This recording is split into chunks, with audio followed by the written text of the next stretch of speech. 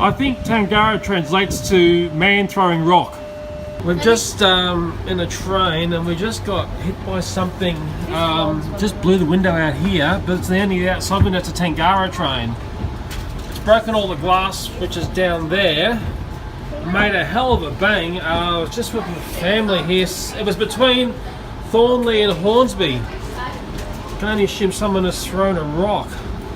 Once again, there's the hole in the glass there. That's the outer glass. Yeah, there's a great big bang, some glass there. And when I get out of the train at Hornsby, maybe I'll get some more footage of that. In fact, it shattered the whole glass there. Wow, it was a huge explosion. Yeah, just some other people came up and asked what that noise was, and we're just waiting to get off at the next station to take a look at the damage there. That's the carriage number that got hit. If that makes any sense, probably the only way to ID it. I just told the staff they're going up and looking at the damage now.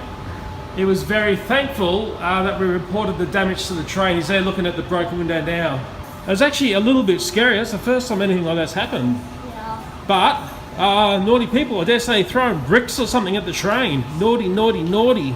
I'm just doing the bolt to see if I can see that broken window before I've got the connecting train going up to where I live. Yeah, there it is there. It actually looks far worse than the outside. Man, it was loud. When that whatever hit, it must have been a brick or something. It's taken out the window there. But because it's got two skins, whatever was thrown at us didn't penetrate in there and get my family. I don't travel on the trains that much. I dare say it's a freakish sort of one-off event. Yeah, when whatever hit that window there, if you remember the old train detonators that run to the wheels, it made a big bang. That's exactly what it sounded like inside. Boof. Normally it's Gloria Choo Choo who does the train stuff.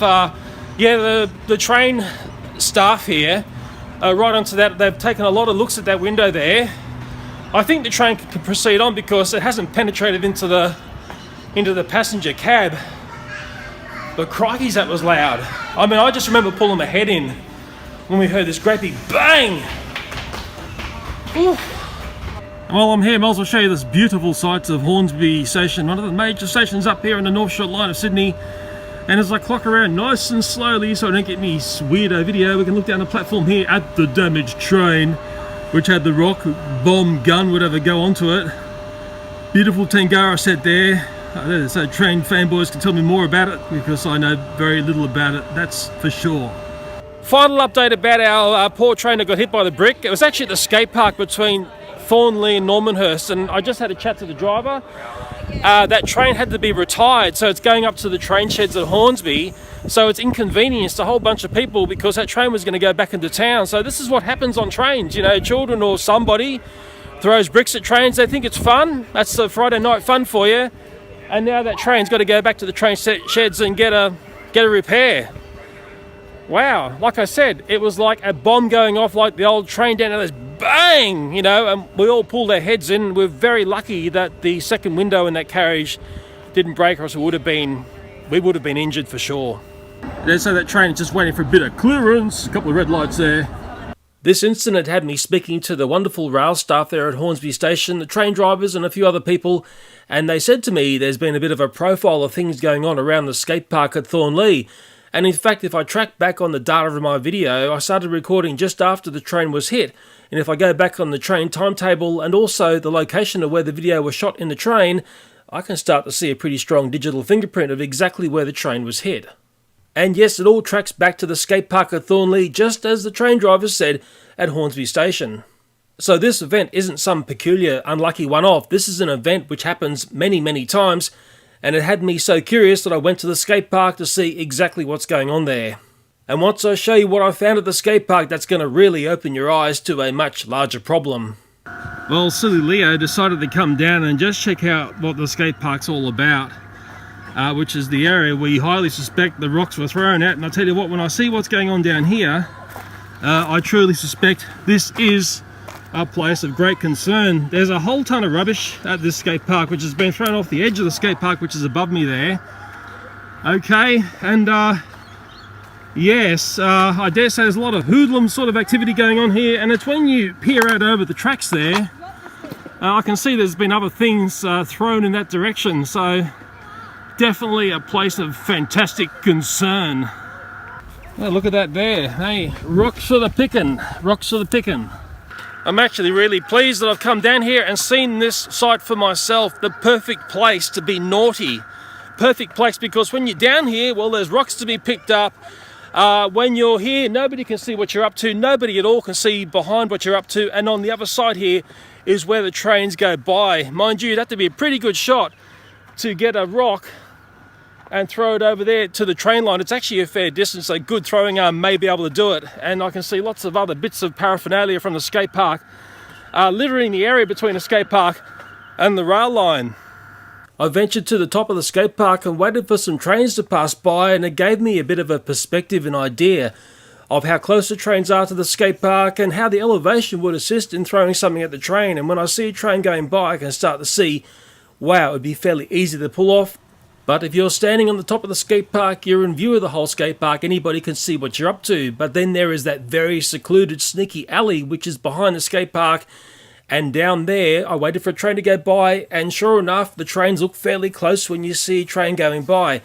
And hidden away down here, nobody can see what you're up to. That's the problem with this skate park.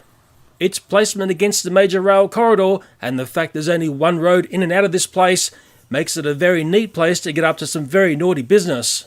This is a very inconvenient and ugly bit of town planning that needs a very urgent review. So the skate park is behind me there where the rail line is, and it's a sort of place which has only got one road coming in, and it's the perfect place that if you're mucking around down there, you've got these escape routes in other directions, and this one here leads up to Penner Hills Road. There you go, perfect little escape plan. But apart from the skate park giving people the opportunity to commit the perfect crime, right next door is the Brick Pit Stadium, and at the back of that building there's also places there where you can get away with blue murder.